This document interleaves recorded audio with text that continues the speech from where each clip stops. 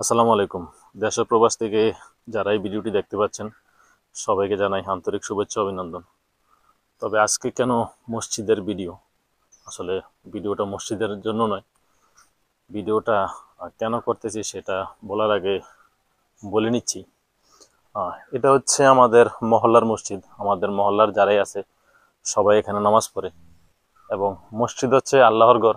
কারণ আমরা যেহেতু মুসলিম, আমাদের ইবাদত করার জন্য আমরা এই মসজিদে আছি।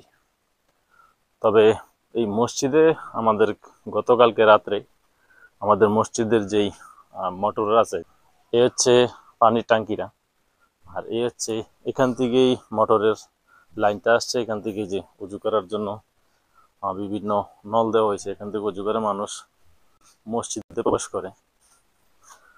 আমি মসজিদে প্রবেশ করতেছি এবং দেখাই দিচ্ছি আপনাদের। গতকাল রাত্রে এই ঘটনাটা করছে আর কি আমাদের মসজিদে। এই যে দেখুন, এই হচ্ছে মোটরটা গতকালকে রাত্রে এই যে চুরি করতে আসছে চোর। দেখাচ্ছি দেখুন, এই মোটরটা নেওয়ার জন্য গতকালকে রাত্রে আসছে চুরি করতে। এই যে দেখুন, এটা তার সব কেটে কেটে ফেলছে এবং এটা নেওয়ার জন্য প্রস্তুতি নিছিল। এই যে দেখুন, তারগুলো কাটা।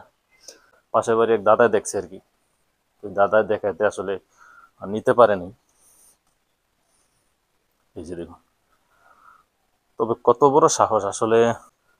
আল্লাহর ঘর মসজিদ, যেখানে মানুষ ইবাদত করার জন্য আসে, আর সেখানে আসে চুরি করতে।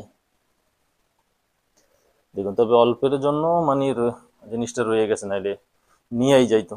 এখন শুধু আমাদের মসজিদের মোটর নয়, দেখুন এখানে ফ্যান রয়েছে, ওই যে স্পিকারটা রয়েছে যেটা কথা বলার জন্য, এবং কি লাইটগুলো রয়েছে। আসলে এখন বাইরে আর কোনো কিছু নিরাপদ নয় আমার তো মনে হয়। আর এই চোরগুলা তো বাইরের থেকে আসে নাই, যে মানুষ তো একবারে এলাকা ছাড়া কেউ জানে না যে এইখানে মসজিদ আছে, এই কোনায় মোটর আছে। তবে ধরতে পারলে আসলে শিক্ষাটা দেওয়া যেত।